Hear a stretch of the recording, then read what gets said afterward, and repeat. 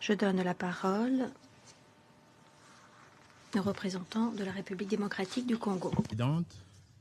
J'aimerais avant tout propos féliciter les États-Unis d'Amérique pour leur accession à la présidence du Conseil en ce mois de mars 2026 et les remercier pour la tenue de cette réunion consacrée à une problématique dont l'importance est déterminante et cruciale, aussi bien pour mon pays que pour de nombreuses régions du monde affectées par la guerre et les conflits armés.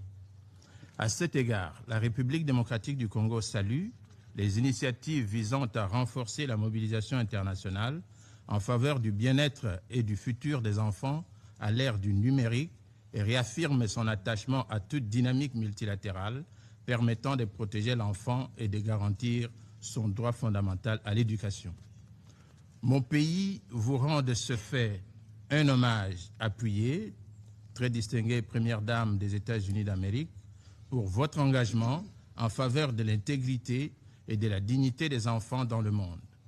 Nous remercions par la même occasion Madame Rosemary Di Carlo, secrétaire générale adjointe des Nations Unies, pour son exposé.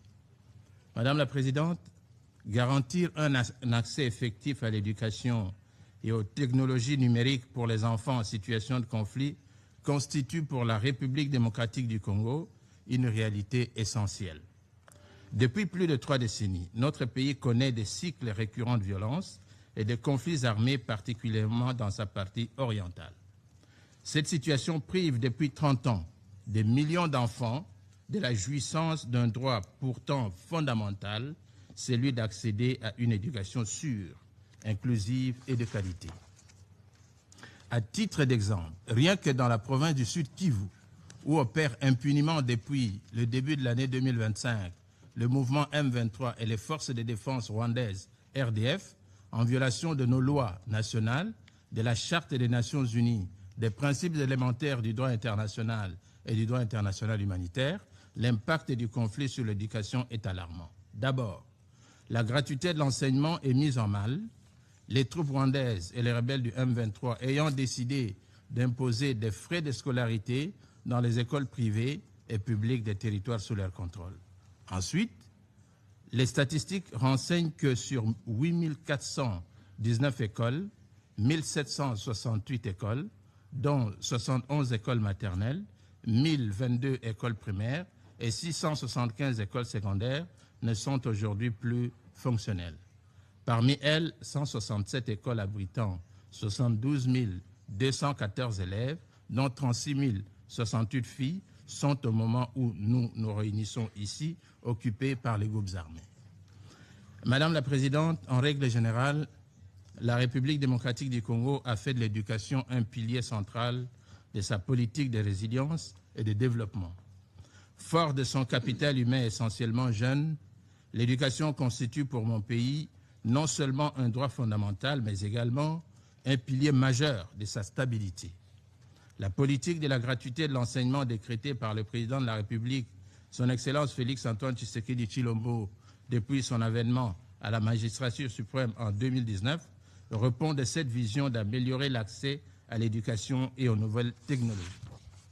À cette politique s'ajoute l'adoption en 2025 de la stratégie de l'éducation et de la formation en situation d'urgence 2025-2029, visant à bâtir un système éducatif résilient, inclusif et protecteur capable de garantir la continuité de l'apprentissage avant, pendant et après les crises. Cette stratégie susmentionnée s'accompagne d'un engagement résolu de la République démocratique du Congo à réduire la fracture numérique qui affecte particulièrement les zones touchées par les conflits. Madame la Présidente, le recours au numérique s'impose aujourd'hui comme une voie essentielle pour atténuer les effets des conflits sur l'éducation. Les plateformes numériques, les outils mobiles et les solutions d'apprentissage à distance peuvent maintenir un lien pédagogique pour les enfants déplacés internes, ceux vivant dans des zones enclavées ou dans des camps de déplacés. De même, les avancées en matière d'intelligence artificielle peuvent contribuer à accompagner les enseignants, adapter les contenus pédagogiques et fournir un appui psychosocial aux enfants victimes de traumatismes.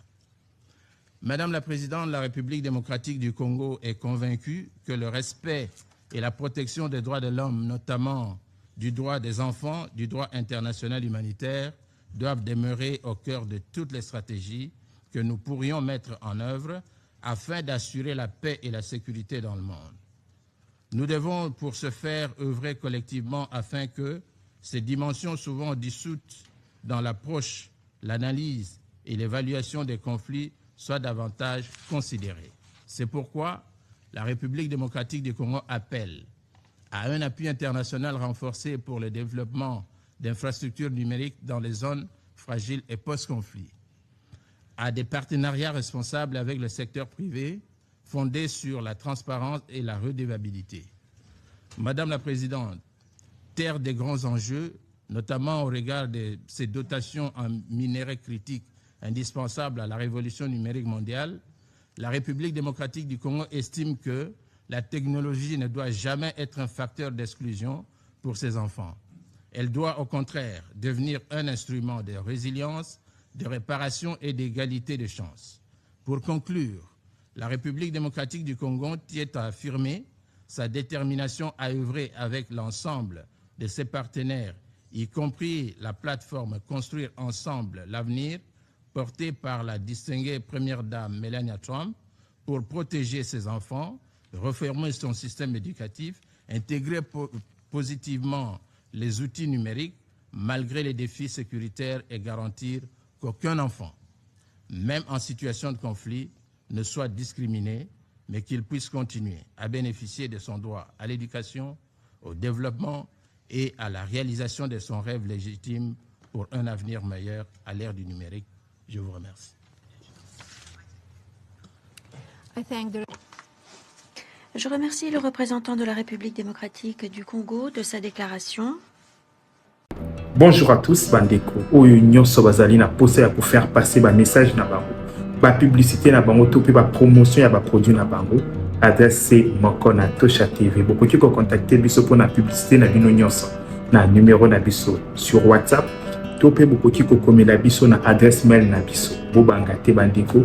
Toko proposer bino ba campagne ya ba prix nyonso. Tozali na campagne il y a une semaine.